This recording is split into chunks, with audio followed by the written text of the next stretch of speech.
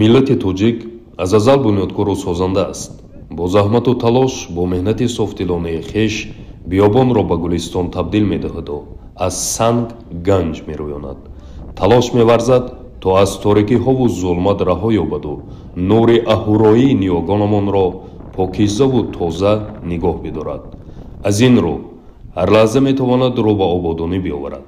мисоли гуфтаҳои боло он аст ки бо ҷаҳду талоши беандозаи аҳли маҳаллаи навободи деҳаи басманда бо ибтикори раиси маҳал Қудратов Миршароб мавзее ки замоне пур аз партов буд тоза намуда сари мақсад омаданд ки барои чароғонкунии маҳалли истиқоматӣ маҳз дар ҳамин мавзе пойгоҳи хурди барқтақсимкунӣ ё бо истилоҳ трансформатор насб намоянд.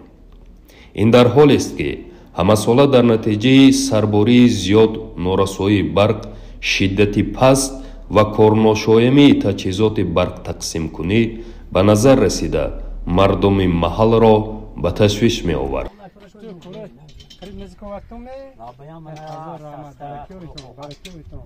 ҳазор раҳмат дастгирии шумо хити ман мана инҷа як ҷарри буд лаптопҳои хобондем қубурҳои хобондем мошингузар кардем инҷа як чӣ буд ҳавзи барои море ки ҳеҷ ким сӯхтор нашавада хай барои ҳамин сӯхторо мана як ҳавзам кофтем эҳтиётӣ ба аҳли заҳматкаши маҳал тасмим гирифтанд ки аз ҳисоби буҷети оилавии худ миқдори муайян ҷамъ намуда трансформатори нав насб намоянд.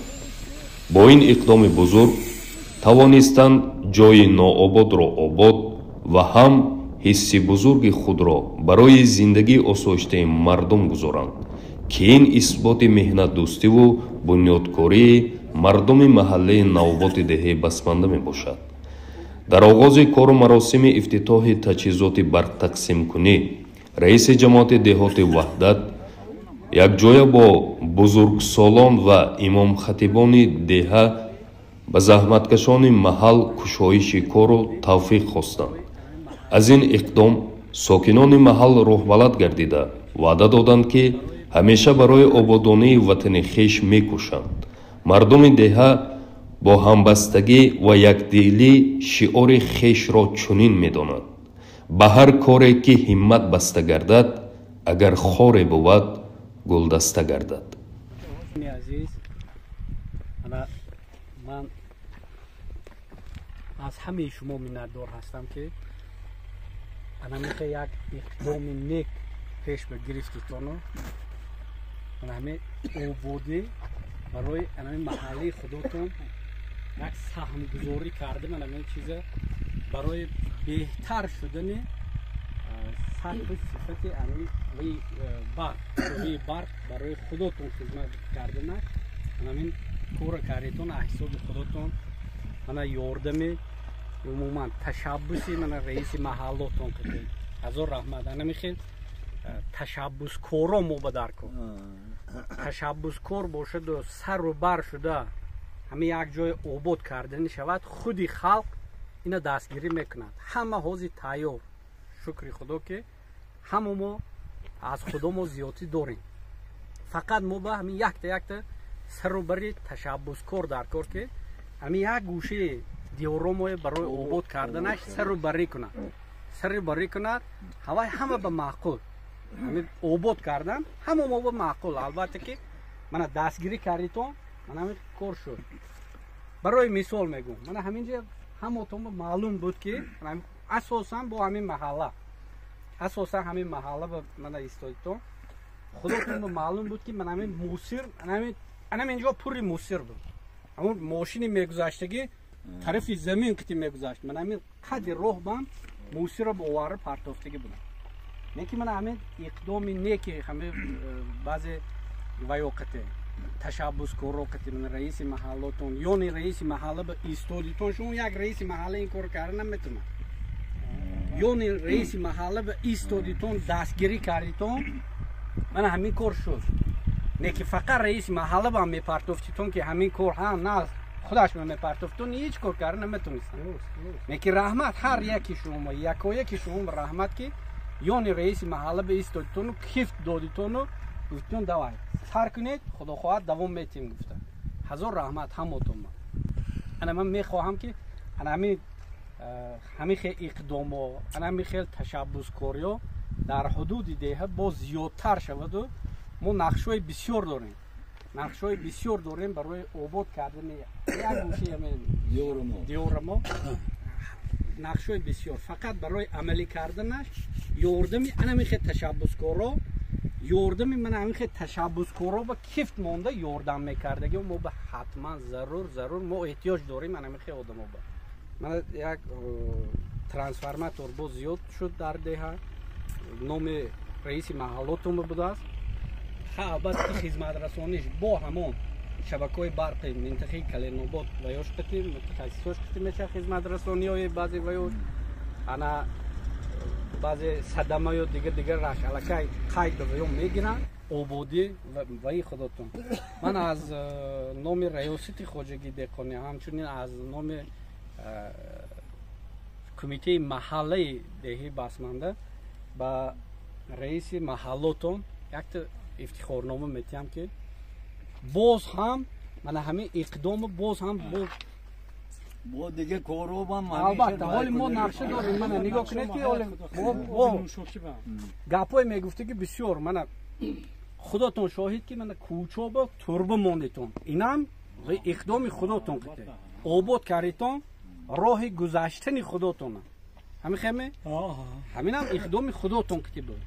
با من حاضی گفته دیدن که یک پیشنهاد کردم مو که همین کرن آب نوشاکی نزدیکتر با پایانتر به فروری شو بنه آب ما اگر که صرف کرونا استفاده برای همه ویایا اکو به اعتباری نکنیم من کرنای بالا هستن بعضی کرنایی که کلان حالا یک جای فقط کارش یک جای شود و کم کنیم ولی با همه قدر قشلاق دیگه با آب ما میرسه.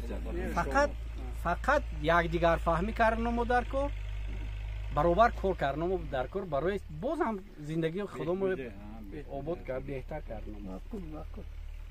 کوی جان رحمت کلام برای همه قدر لیکن این آخرون نه این ما با منم بگویم ما دیگه از حدود محلتون این آباد يوم تبيض وجوه وتسود وجوه فأما الذين اسودت وجوههم أكفرتم بعد إيمانكم فذوقوا العذاب بما كنتم تكفرون سبحان ربك رب العزة عما يصفون وسلام على المرسلين والحمد لله رب العالمين.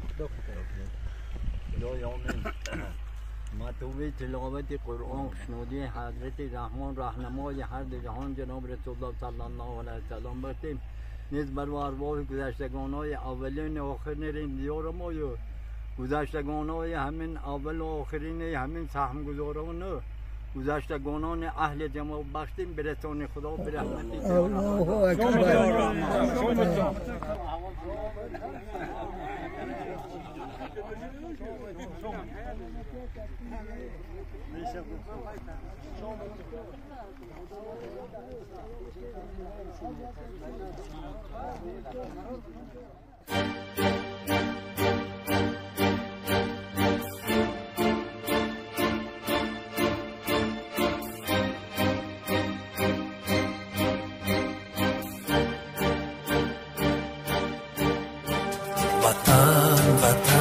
سرشتی من بقا و سرنوشتی من زمین زرد و هیشتی من بهشتی من وطن سرشتی من بقا و سرنوشتی من زمین زرد و هیشتی من بهشتی من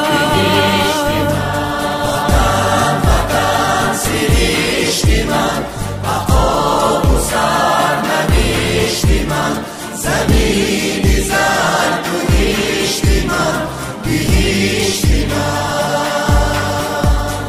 محبتی تو رنگ شکوفته روی سنگ تو 100,000 آرزو 100,000 رنگ تو دیار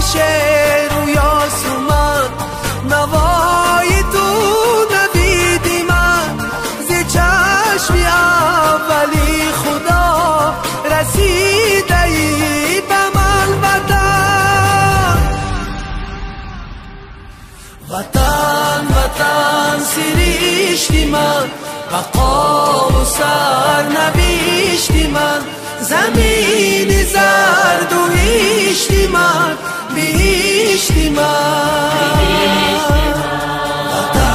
وطن سرشت من بقا و سرنوشت من زمین زرد و هشت من بهشت من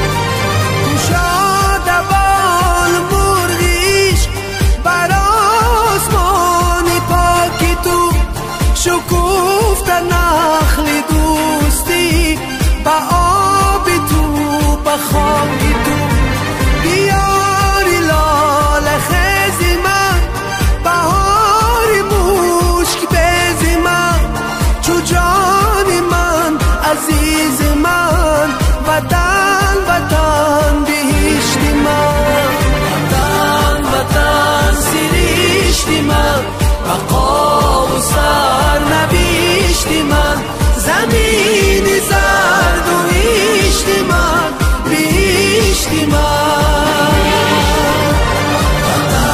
وطن سرشت من بقا و سرنوشت من زمین زرد